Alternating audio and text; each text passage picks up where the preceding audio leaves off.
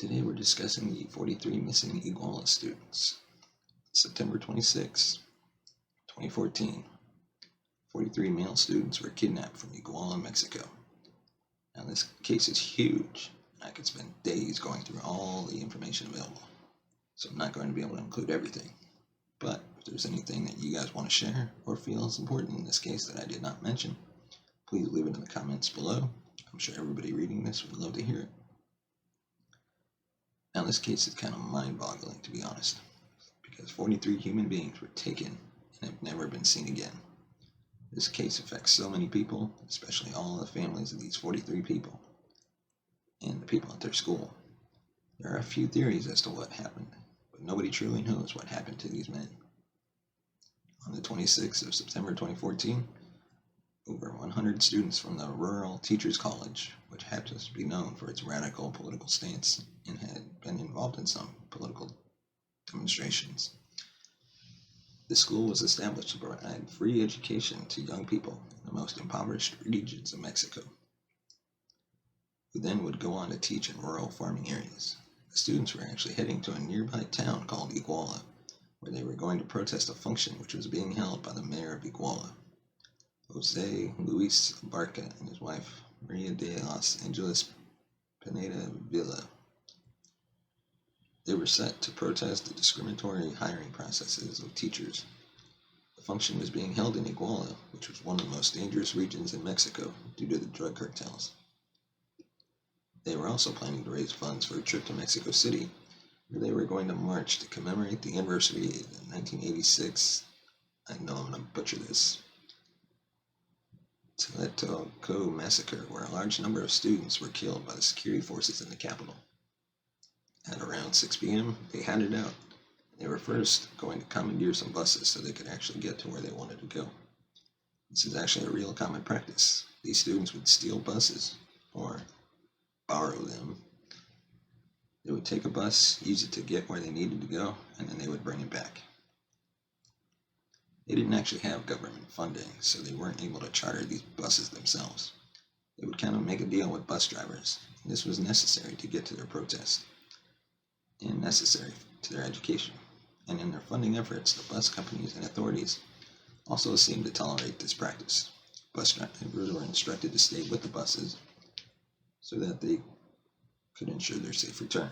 So they loaded up 2 buses that they had already previously commandeered, and one of them went to go sit on a highway across from a restaurant called La Palma, and the other one went to go and sit near a toll booth closer to Iguala. So they spoke to a driver out here to take them as long as he could make a quick stop at Iguala Central Bus Station, so that he could drop off the passengers that he already had. When they arrived at the station, the driver left and was speaking to security guards, and when the students tried to get out, it turns out that he had actually locked them in. The students from the other 2 buses showed up to help them. They broke windows to get the students out of the bus. They then managed to commandeer another 3 buses, bringing them up to 5 buses. At 9:30, they left to go to the protest. 3 of the buses went towards the northern beltway, and 2 went south.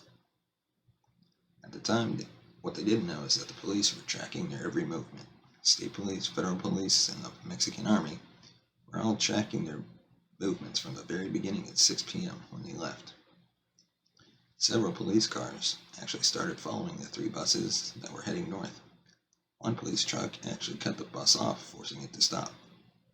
A few students got out, tried to physically move the police truck.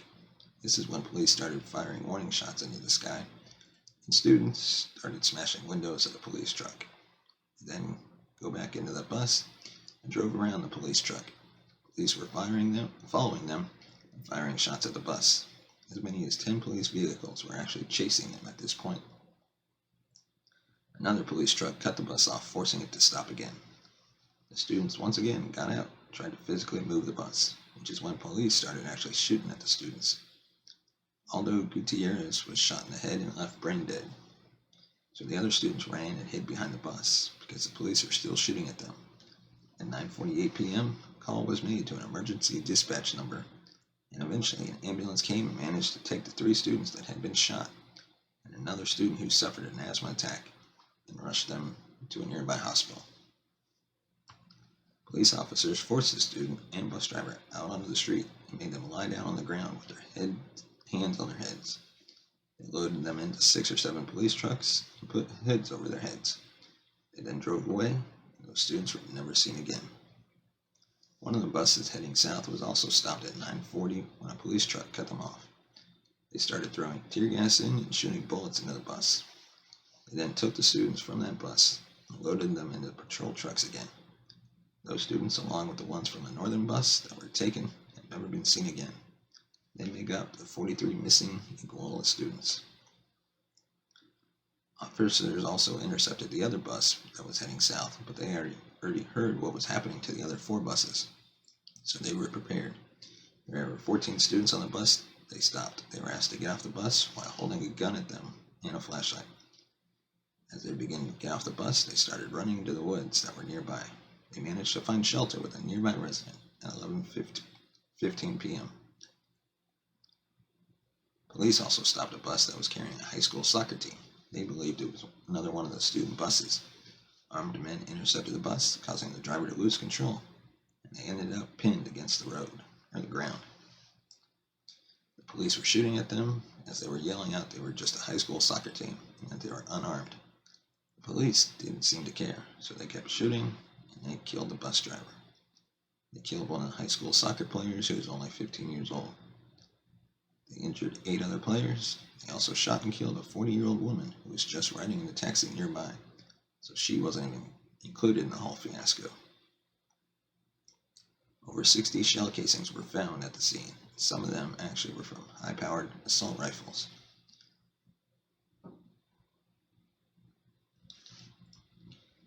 It's still unclear and undetermined what happened to these 43 missing students, where they are, and why these buses were attacked. Now we can get into some theories. The first theory is that the mayor and his wife were behind the whole thing.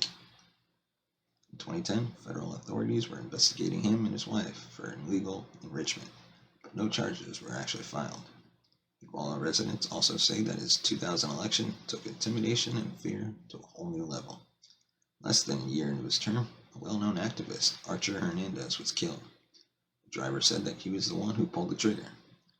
The investigation against him came to a halt.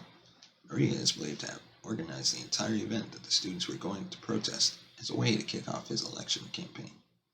Maria herself was actually related or known to be related to well-known cartel members. Two of her brothers were known to be high-level operators of the Sinaloa and Beltran and Levia cartels. The Attorney General also revealed that not only was she related to them, but they also had a monetary incentive to be friendly with the gangs.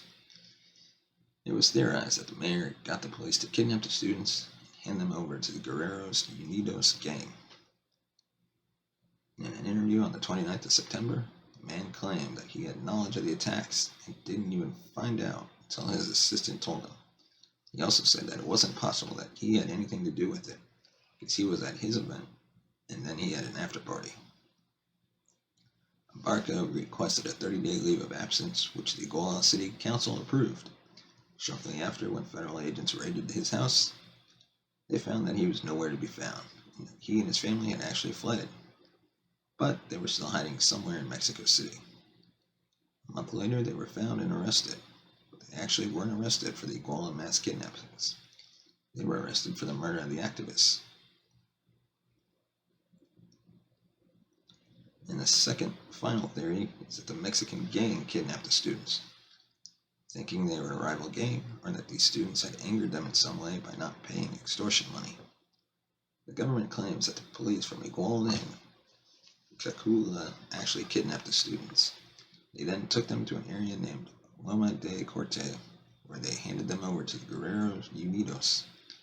The gang is actually known for kidnapping, extortion, and drug trafficking. They believed were part of the rival gang were shot to death one by one, and then their bodies were thrown into a pit and then set on fire. In October 2014, a mass grave was found in Iguala with 28 bodies.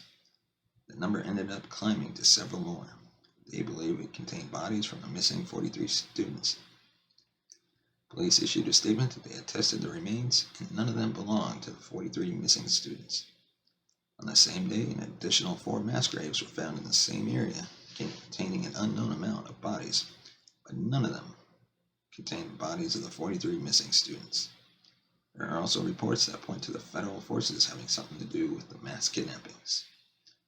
They have said that based on unpublished testimony and reports, videos, and judicial statements that the federal police actively contributed to the disappearance. Some also accused the Mexican army of direct involvement in the kidnapping. In 2014, 22 officers were arrested in connection with the Madison shootouts, and also for their connection in the disappearance. They actually brought in and questioned 280 police officers in their investigation, all of whom were let go, except for 22 that were arrested. The investigations concluded that 16 of these 22 officers hadn't used firearms against the students. Of course, there is so much information that I couldn't include in this episode because it would just go for so long. I tried to include the main findings in the investigation, but not the actual investigation itself because there was a lot of information in the investigations. I also just tried to include the main theories and all the information about what actually happened. So if there's anything that you find important that I've missed, please comment down below. I'd love to see it. Please let me know your thoughts on what you think happened, any theories you have, maybe some theories that I missed, but out or didn't have enough information on. Thank you for watching this episode of the True Crime Never Sleeps podcast. Be sure to like and subscribe to this video. Thank you, and I'll see you tomorrow.